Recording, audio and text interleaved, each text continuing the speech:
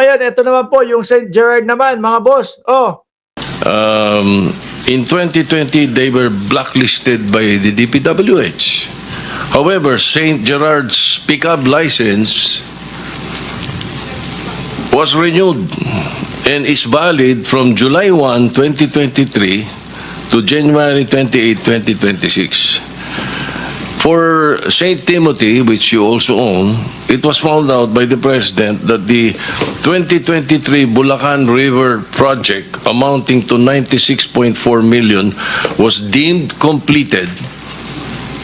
wait lang. Meron tanong dito, sabi ni Chopilo Pulido. Bakit si Marcoleta, pag may nagtatanong ini-interrupt, dapat si Sara at Pulong umpisahan na ding imbestigahan. Sabi ni Ma'am Betty Banikid, oh, good evening sa lahat. Thumbs up daw po sa lahat, no?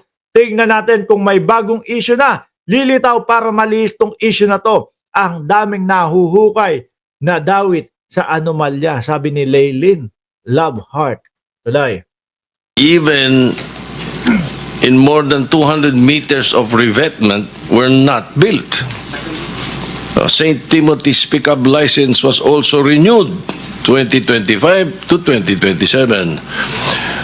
So, Engineer Takay, what is the basis for the renewal despite the issues in their previous projects?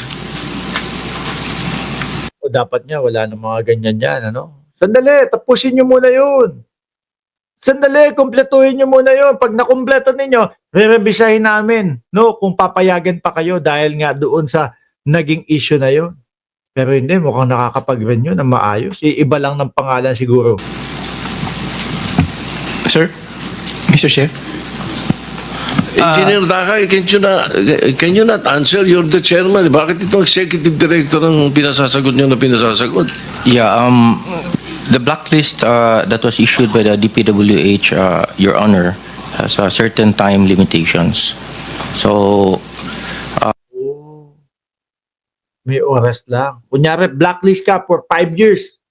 Pag natapos na yung 5 years, oh, tapos na yung blacklist namin. Ngayon, paano yung mga hindi na kumpleto? Paano yung mga issue na nasayang ang pondo ng bayan? Dahil tapos na yung blacklist, okay, sige, game ka na ulit. Pwede na ulit. Kawawa naman. Di okay na ulit siya. once Pwede na ulit mag-aksaya ng pera ng bayan. a notice that the project has been completed, then the blacklist is lifted.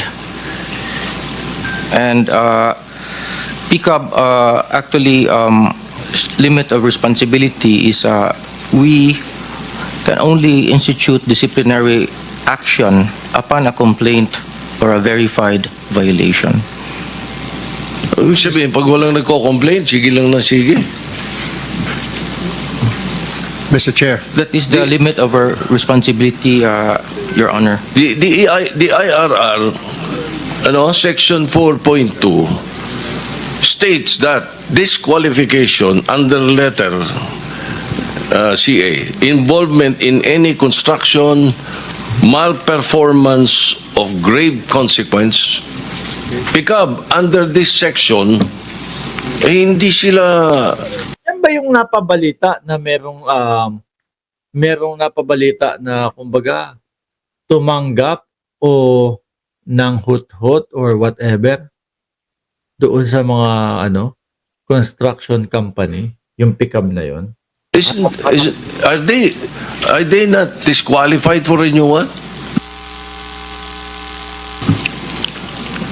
The blacklist, Your Honor, is issued by the DPWH.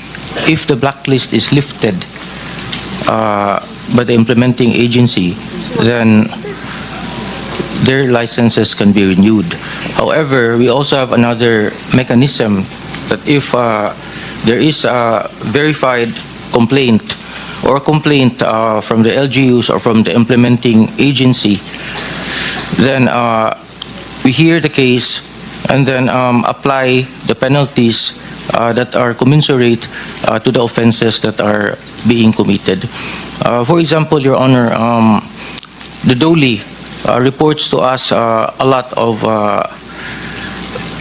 O may napansin yung isang netizen natin sa comment section. Bakit si Bongo hindi nagtanong, speech lang siya? Yung mga flood control, ang dami na daw sana na ipagawa. Mga building evacuation centers at iba pa. Fractions that are committed by contractors, such as unlicensed contractors implementing construction work, unsafe practices resulting in the death of people in the workplace, and we act upon that immediately.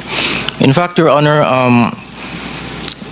we submitted, upon the request of the BIR, we submitted last July 25 our transmittal regarding the request for the documents of the construction group of Nahihirapan sumagot. Anyway, lumipat tayo dito. Yung siyam na kumpanya ng mga diskaya, mga boss. Oh, Pero ba pagkakataon na sila naglalaban sa isang bidding, sa isang kontrata? ganun nga yun. Di ba? Siya mo yung pinasok, tapos 10 lang. Let's say 10 lang. Yung isa kawawa. Lahat yan ang hulog, mga bossing, doon sa mga diskaya. Kung ano yung mga kumpanya niya.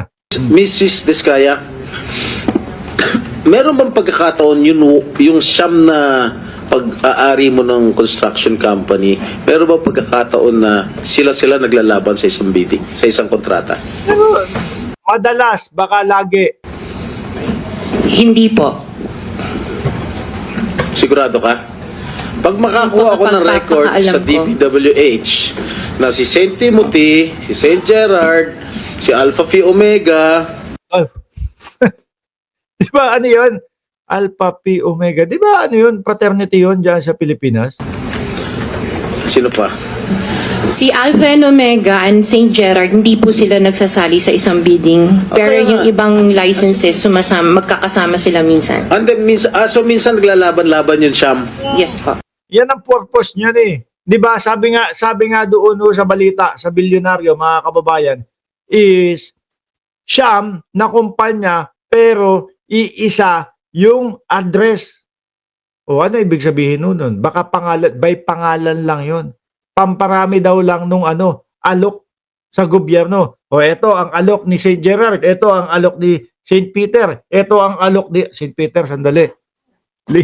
Libingan na 'yon. Para kung sakali, talagang hulog pa din sa kanila yung proyekto. Oh, so that is not a legitimate bidding. Dahil yung siyam na yon na naglalaban-laban sa Kayo din. isang award sa isang kontrata, iisa lang ang may-ari. So kahit sino doon, kahit sinong manalo doon sa bidding na yon, ikaw ang panalo. Dahil sa'yo lahat yun eh. Correct? Yes. Sagutin mo, yes. Yes!